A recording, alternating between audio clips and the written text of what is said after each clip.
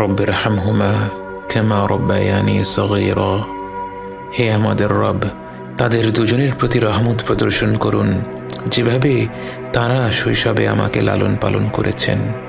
বাবা মা যে পরম স্নেহ মমতা দিয়ে একজন সন্তানকে লালন পালন করেন, সৃষ্টি জগতের কোনো কিছুর সাথেই তার তুলনা হয় না।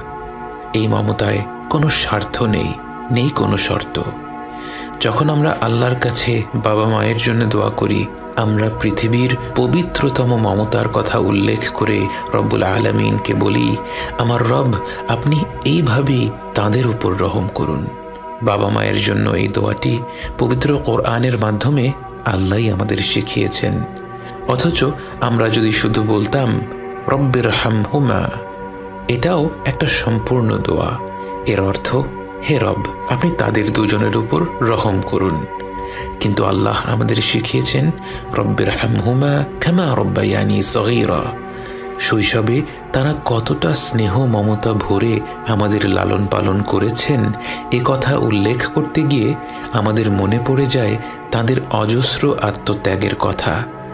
এই পৃথিবীর বুকে আমরা